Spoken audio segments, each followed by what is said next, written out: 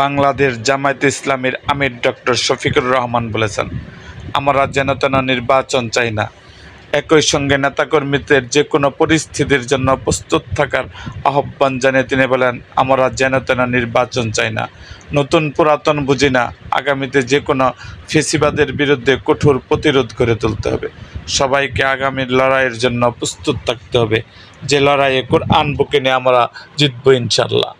আজ শনিবার 5ই জুলাই সকাল 7:30টার দিকে ফেনীতে রুকন সমাবেশে যোগ দিতে যাওয়ার পথে কুমিল্লার সদর দক্ষিণ উপজেলার পাদুয়ার বাজারে এক পথসভায় এসব কথা বলেন তিনি আরও বলেন, যে শহীদরা রক্ত দিয়ে দেশকে আমাদের কাছে আমানত রেখেছেন, সেই রক্তের সঙ্গে কোনো বেইমানি হতে দেব না। আমরা সেই রক্তের মূল্য দিতে চাই। রাজনীতিতে লুটপাটের অভিযোগ তুলে ডক্টর শফিক বলেন, বাংলাদেশে ইদানিং কিছু রাজনৈতিক দলের দখল ও লুটপাট প্রত্যক্ষ করেছে। আমরা সংশ্লিষ্ট দলগুলোকে বলবো, নিজেদের সামলান, নয়তো জনগণই আপনাদের সামলে দেবে। ফেনীতে যাওয়ার পথে কুমিল্লার পৃথক 4টি পথসভায় অংশ নেন জামায়াত আমির। পাদোয়ার বাজারে অনুষ্ঠিত পথসভায় সভাপতিত্ব করেন জামায়াতের কেন্দ্রীয় কর্মপরিষদ সদস্য ও কুমিল্লা মহানগর আমির কাজী দিন মোহাম্মদ। সভাটি পরিচালনা করেন মহানগর সেক্রেটারি মাহবুবুর রহমান।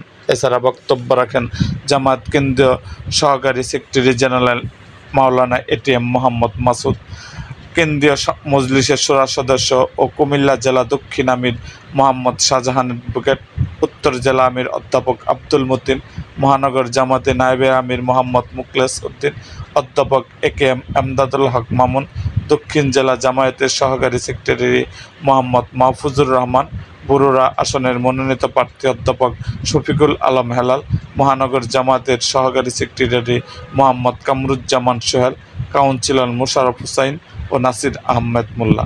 পথসভায় স্থানীয় নেতাকর্মীদের উপস্থিতিতে নির্বাচন প্রস্তুতি ও সাংগঠনিক বিভিন্ন দিক নিয়েও আলোচনা হয় বলে জানা গেছে।